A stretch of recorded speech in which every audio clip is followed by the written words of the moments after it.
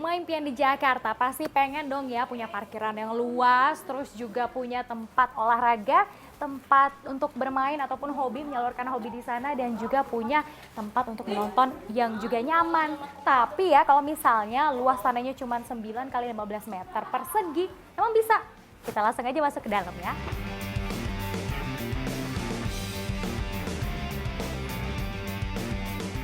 Awalnya sih itu kayak tanah, sebenarnya ada rumah tuanya gitu, cuman akhirnya kita putuskan untuk kita robohkan aja, terus kita bangun dari awal gitu. Terus juga kita cari-cari arsitek yang memang cocok dengan konsep kita, kayak misalkan yang bisa Japanese plus warna. Nah kita tuh juga sama suami tipenya suasana rumahnya tuh maunya cuma ada 5 warna. Warna putih, warna kayu natural gitu, abu-abu, hitam dan juga hijau. Kalau hijau sih lebih kayak untuk ngambilnya dari kayak tanaman-tanaman, makanya banyak tanaman di rumahku.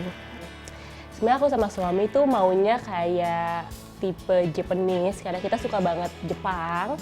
Tapi Japanese itu kan kayak tipe furniture-nya tuh agak-agak kecil, ringkih gitu kan. Akhirnya kita gabungin dengan tipe Scandinavian. Makanya kenapa aku sebutnya rumah ini konsepnya Japandi gitu, Japan Scandinavian.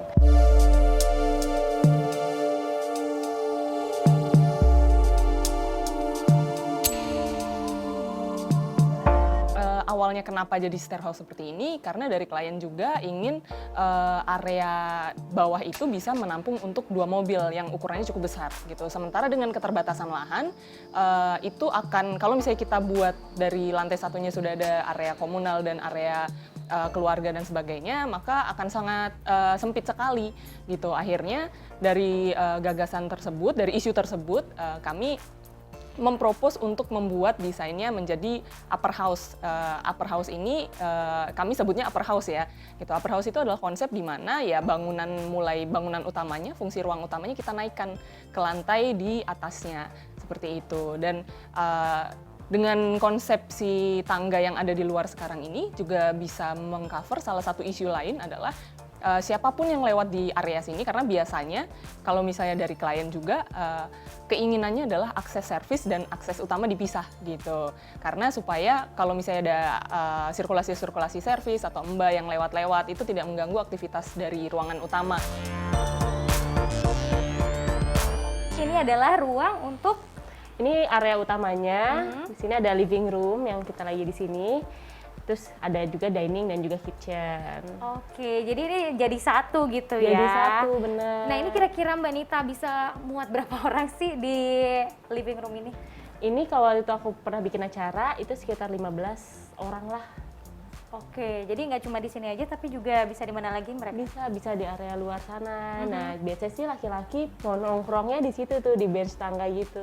Oke. Ibu-ibu baru gosipnya di sini. Jadi walaupun walaupun beda ruangan, tetap suaranya masih bisa kedengeran? Bisa, karena kan juga kalau Mbak lihat di sini tuh areanya berkaca jendela semua dan itu bisa dibuka. Jadi kita masih bisa berkomunikasi satu sama lain gitu. Oke, jadi suara tidak terbataskan Tidak dengan terbatas. tembok. Betul banget. Betul.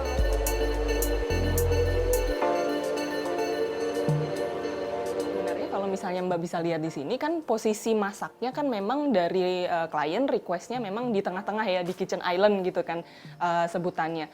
Nah minusnya kalau misalnya di kitchen island dan di tengah-tengah kayak gini, kita jadi kalau misalnya mau kasih cooker hood itu akan mengganggu secara estetika gitu. Akhirnya untuk salah satu cara mensiasatinya gitu, kami buat desain ada bukaan jendela di sebelah kanan saya ini, di sebelah dapur gitu, untuk mensirkulasi silangkan penghawaan yang ada di dapur gitu. Jadi kalau misalnya ada asap atau bau-bauan, kebetulan di seberangnya, sisi seberangnya ini kita juga ada bukaan jendela.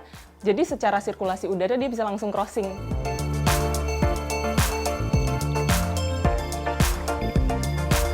Untuk hobi, jadi kita sendiri juga bisa menyalurkan hobi kita pas lagi di era pandemi kayak gini. Kayak misalkan banyak tanaman-tanaman, jadi aku ngurus tanaman, sekarang suami bisa nge-gym, anak juga bisa ada playground di atas sendiri kayak gitu. Gitu. Secara desain kan bangunannya ada yang overstack, ada yang ini kita angkat jadi 3 lantai dengan konsep upper house. Jadi memang secara pengerjaan struktur itu membutuhkan waktu analisis juga pengerjaan yang lebih lama. Karena memang ini tangga akan diekspos gitu. Kalau misalnya tangganya benar-benar beton semua, maka dia akan menghalangi sirkulasi udara, sirkulasi cahaya, dari looks juga kurang bagus gitu.